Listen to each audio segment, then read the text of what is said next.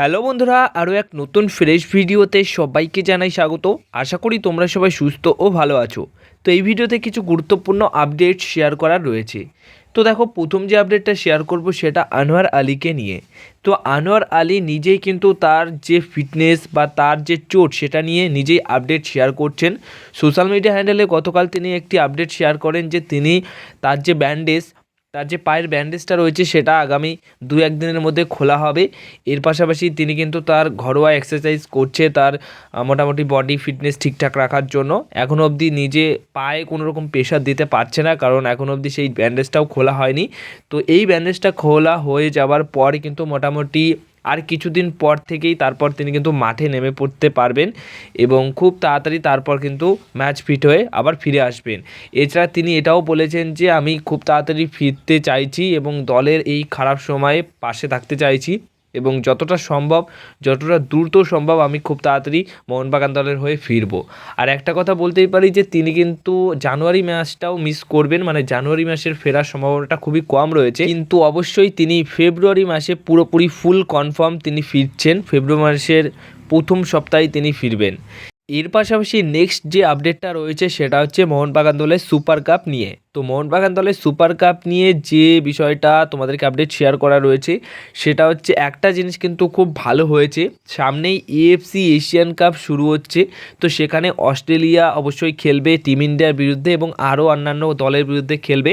সেখানে ভারতও কিন্তু অস্ট্রেলিয়ার বিরুদ্ধে ম্যাচ খেলবে এবং অন্যান্য টিমের বিরুদ্ধে ম্যাচ খেলবে।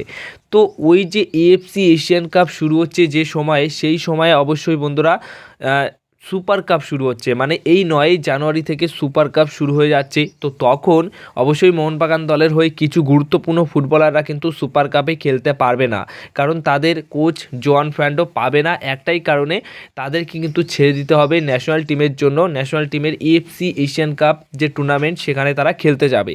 তো সেই স্কোয়াডে থাকলে অবশ্যই স্বাভাবিকভাবে সুপার কাপে তো খেলতে পারবে না। আর একটা প্রশ্ন ছিল, তাহলে জেসন কামিংসও হয়তো মিস করতে পারে সুপার কাপ মোহনবাগান দলের হয়ে কিছু ম্যাচ, কারণ সুপার কাপে জেসন কামিংস তো নাও খেলতে পারে। কেন না খেলতে পারে সেটা হচ্ছে অস্ট্রেলিয়া দলের হয়ে তিনি হয়তো এএফসি এশিয়ান কাপ যে টুর্নামেন্ট সেখানে খেলতে পারে। কিন্তু এরই মাঝে একটা স্বস্তির খবর, সেটা হচ্ছে জেসন কামিংসের নাম অস্ট্রেলিয়ান যে ন্যাশনাল টিমের স্কোয়াড এএফসি এশিয়ান কাপের জন্য সেখানে সেই নাম কিন্তু নেই, মানে স্কোয়াডে তার নাম নেই। তো তিনি হয়তো অস্ট্রেলিয়া দলের হয়ে খেলবেন না এবং তিনি যদি না খেলে তাহলে অবশ্যই মোহনবাগান দলের হয়ে তিনি কিন্তু সুপার কাপ খেলতে পারবে।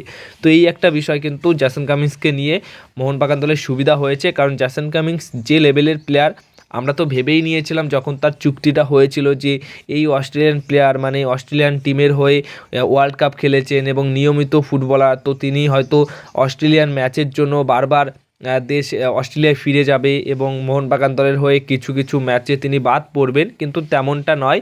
তার কিন্তু নাম কিন্তু ডাকাই হচ্ছে না। তো এই হচ্ছে বিষয়। আর বন্ধুরা, এখানেই শেষ নয়, কারণ জেসন কামিংস যতটা গুরুত্বপূর্ণ প্লেয়ার ততটাই কিন্তু আমাদের মোহনবাগান দলে কিছু কিছু গুরুত্বপূর্ণ ফুটবলাররা রয়েছে যারা ছাড়া মোহনবাগান দলের যে দলটা সেটা কিন্তু খুবই কম শক্তিশালী। তো তারাও কিন্তু টিম ইন্ডিয়ার হয়ে খেলবেন, যেরকম সাহাল আব্দুল সামাদ, অনিরুদ্ধ থাপা, মানবীর সিং, লিস্টন কুলাসো, দীপক টাংরি, গেলেন মার্টিন্স, এরকম আরও অনেক প্লেয়ার রয়েছে, সুভাশিস বোস রয়েছে।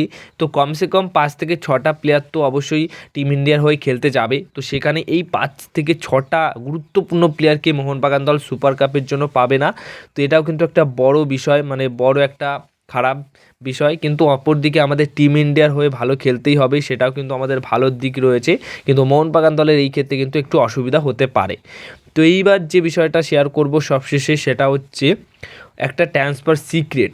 ট্রান্সফার সিক্রেট যেটা জানা গেছে সেটা হচ্ছে জেসন কামিংসের যে দল রয়েছে সেন্ট্রাল কোস্ট মেরিনার্স, সেই দলের হয়ে বর্তমান সময়ে একটা প্লেয়ার খেলছেন মার্কো টুলিও। এই প্লেয়ারটি ব্রাজিলিয়ান একজন স্ট্রাইকার, সেকেন্ড স্ট্রাইকার পজিশনে খেলে থাকেন।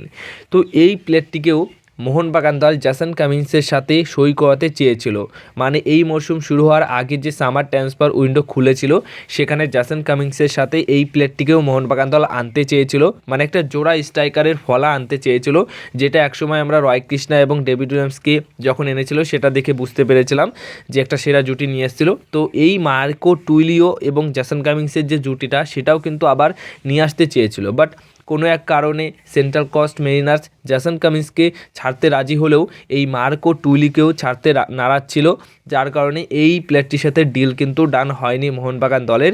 তাই এই প্লেয়ারটিও কিন্তু মোহনবাগান দলে আসতে পারেনি। মানে বিভিন্ন রকম ট্রান্সফার সিক্রেট কিন্তু জানা যাচ্ছে, যাদের সাথে কথাবার্তা বলেছিল, ডিল ভেস্তে গেছে, সব বিষয় কিন্তু এখন জানা যাচ্ছে। তো এই প্লেয়ারটি যদি মোহনবাগান দলে আসতো তাহলে আমার মনে হয় যে জেসন কামিন্সের সাথে আগেই তাদের ভালো বোঝাপড়া রয়েছে, তো সেই অনুযায়ী অনেক গোল করতেই পারতো। যেরকম রয় কৃষ্ণা এবং ডেভিড উইলিয়ামসের সাথে বোঝাপড়ার জন্য ভালো তারা গোল করেছিল, অনেক কটা গোল করেছিল, তেমনই কিন্তু গোল করতে পারতো। বাট ডিলটা ডান হয়নি, সেটাই এর জন্য মোটামুটিভাবে হয়নি। তো এই ছিল আজকের ভিডিও। যদি ভিডিওটা ভালো লেগে থাকে অবশ্যই ভিডিওতে লাইক, শেয়ার, কমেন্ট করো আর চ্যানেলটিকে তোমরা সাবস্ক্রাইব করে নিও।